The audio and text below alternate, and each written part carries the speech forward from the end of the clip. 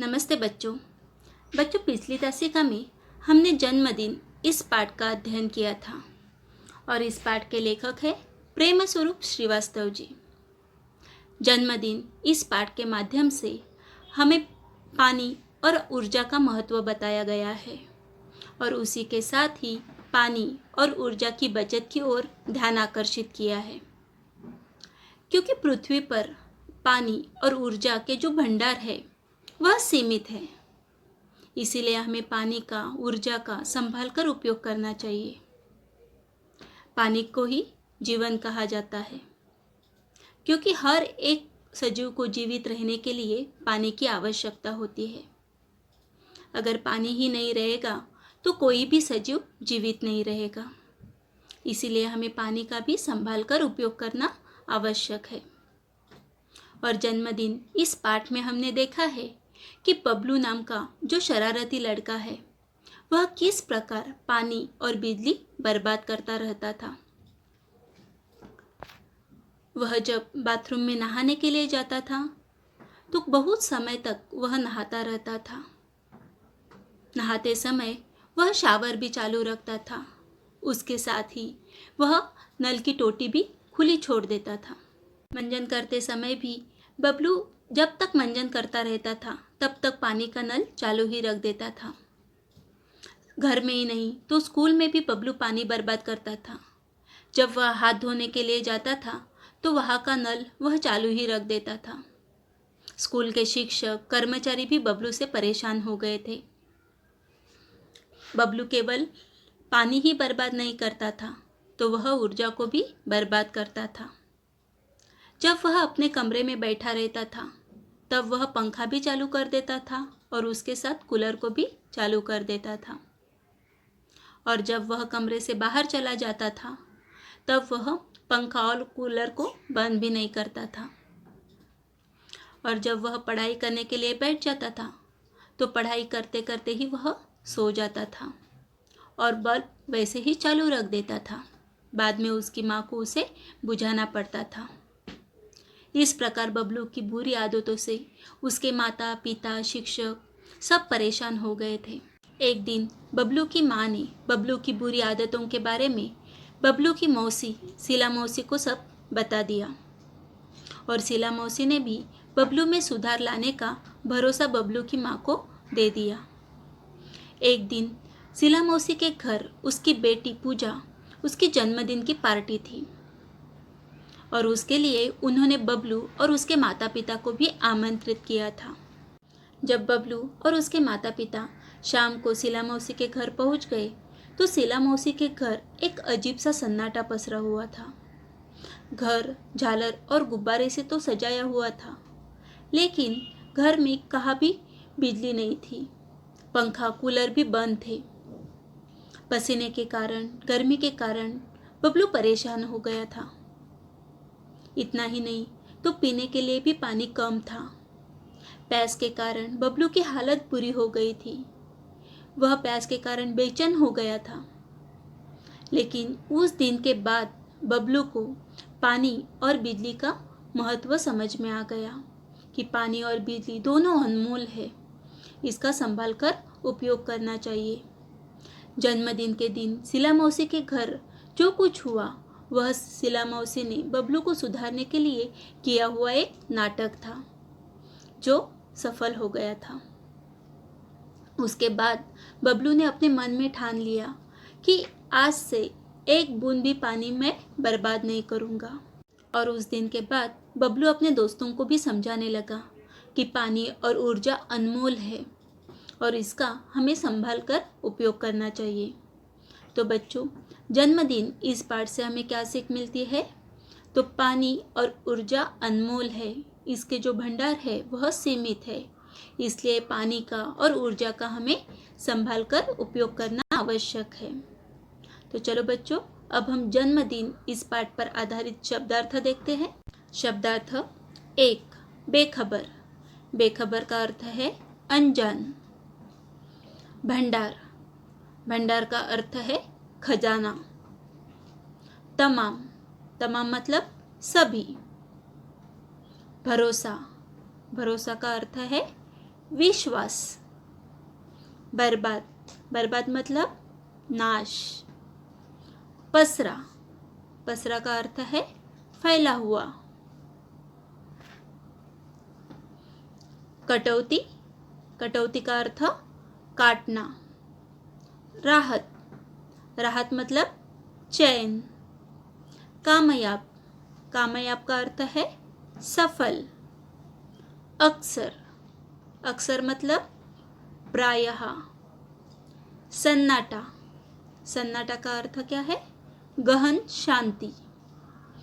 गटकना, गटकना मतलब निगलना। झटपटाना, झटपटाना का अर्थ है व्याकुल होना। जन्मदिन, इस पाठ में आए हुए मुहावरे और उनका अर्थ। 1. धमा चौकड़ी मचाना, धमा चौकड़ी मचाना का अर्थ है धूम मचाना। 2. भड़क उठना, भड़क उठना मतलब और बढ़ जाना। 3.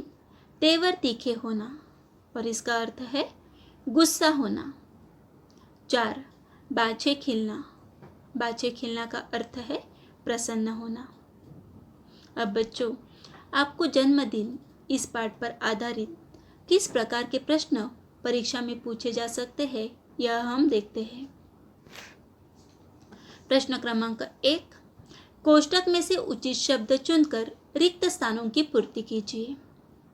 और कोष्टक में दिए हुए शब्द है टोटी, भंडार, आग, झालर, रोशनी। पहला वाक्य है सूरज डैश बरसाने लगा। तो सूरज क्या बरसाने लगा था? तो सूरज आग बरसाने लगा।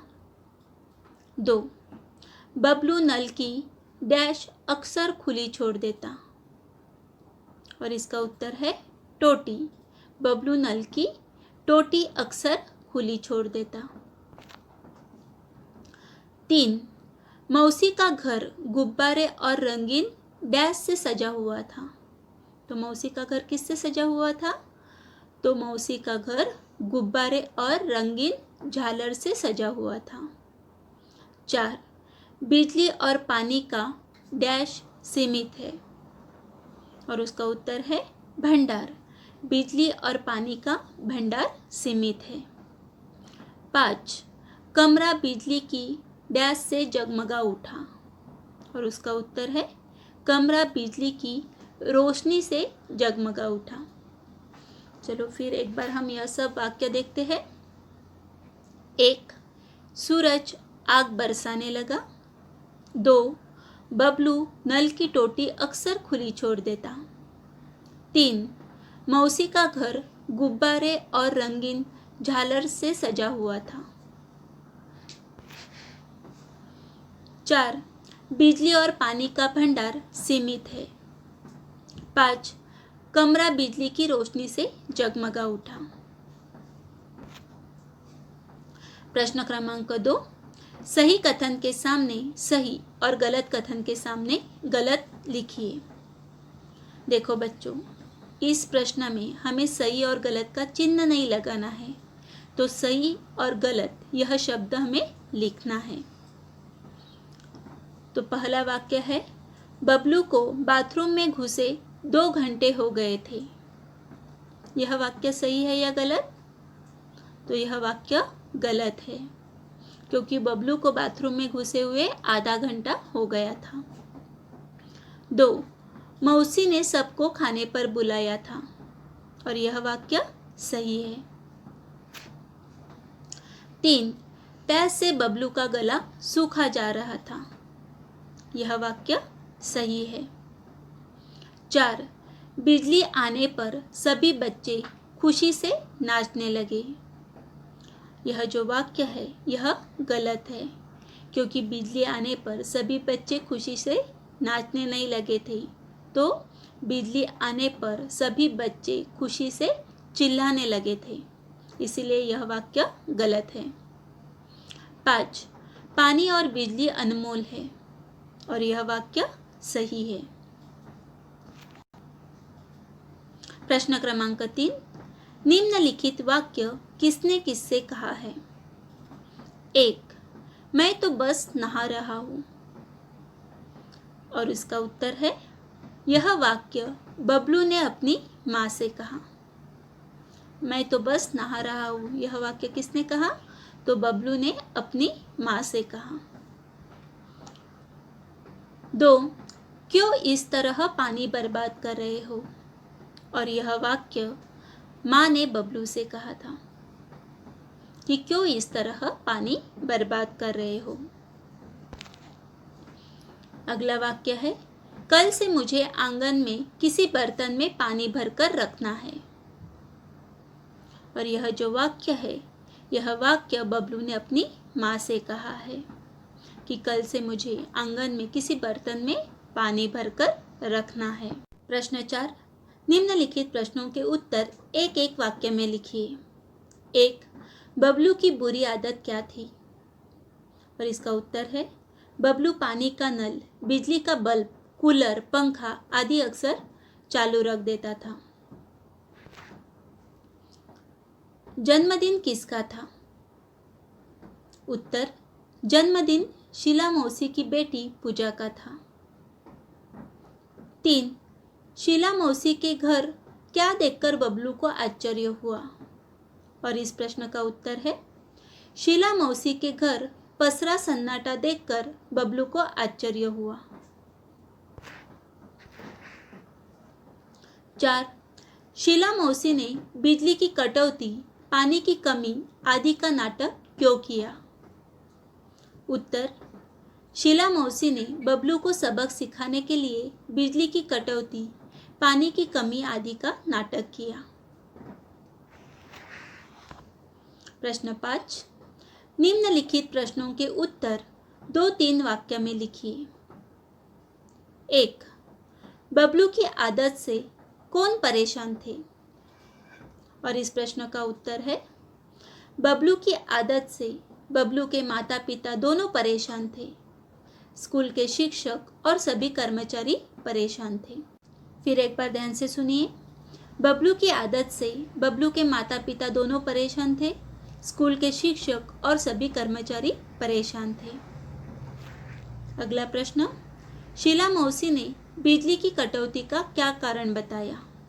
और इस प्रश्न का उत्तर है, शीला मौसी ने कहा, गर्मी बढ़ जाने से बाहर तमाम जगहों पर बिजली का भार बढ़ गया है, इसलिए कंपनी ने अपने यहाँ आज से बिजली कटौती शुरू कर दी है। आज कॉलोनी के इस ब्लॉक में कटौती हुई है, फिर बारी बारी से दूसरे ब्लॉकों में भी कटौती करेंगे। बच्चों, फिर एक बार ध्यान से इस प्रश्न का उत्तर सुनिए। शीला मौसी ने कहा, गर्मी बढ़ जाने से बाहर तमाम जगहों पर बिजली का भार बढ़ गया है, इसीलिए कंपनी ने अपने यहाँ आज से बिजली की कटौती शुरू कर दी है। आज कॉलोनी के इस ब्लॉक में कटौती हुई है, फिर बारी बारी से दूसरे ब्लॉकों में भी कटौती करेंगे। 3. प्यास के कारण बबलू की स्थिति कैसी हो गई थी? और इस प्रश्न का उत्तर है, प्यास के कारण बबलू का बहुत बुरा हाल था। आधा गिलास पानी वह एक ही घुट में पी गया। 2-4 कौर खाते ही उसकी प्यास और भड़क उठी। वह प्यास से बेचैन हो उठा और पानी पानी चिल्लाने लगा। क्या हो गई थी बबलू की प्यास के कारण स्थिति? तो प्यास के कारण बबलू का बहुत बुरा हाल था। आधा गिलास पानी वह एक ही घुट में पी गया। 2-4 कौर खाते ही उसकी प्यास और भड़क उठी। वह प्यास से बेचैन हो उठा और पानी पानी चिल्लाने लगा। अगला प्रश्न, कोष्टक में से उचित समानार्थी शब्द चुनकर लिखिए। और कोष्टक में दिए हुए शब्द है अग्नि, वायु, मूक, रवि, जल, माता, रोशनी, संसार और पुत्र। और अभी हमें समानार्थी शब्दों की जोड़ियां बनानी है। 1. सूरज, और सूरज के लिए समानार्थी शब्द है रवि। 2. आग, आग के लिए समानार्थी शब्द है अग्नि। 3. पानी, पानी के लिए समानार्थी शब्द कौन सा है? तो जल। हवा, हवा शब्द के लिए समानार्थी शब्द है वायु। माँ, माँ इस शब्द का समानार्थी शब्द माता। दुनिया, दुनिया इस शब्द का समानार्थी शब्द संसार। प्रकाश, प्रकाश के लिए समानार्थी शब्द है रोशनी। बेटा, बेटा इस शब्द का समानार्थी शब्द है पुत्र। और मुंह इस शब्द का समानार्थी शब्द है मुख। अगला प्रश्न, शब्दों का बहुवचन रूप लिखिए। देखो बच्चों, यहाँ शब्दों का एक वचन रूप दिया गया है और उसी शब्द का हमें बहुवचन रूप लिखना है।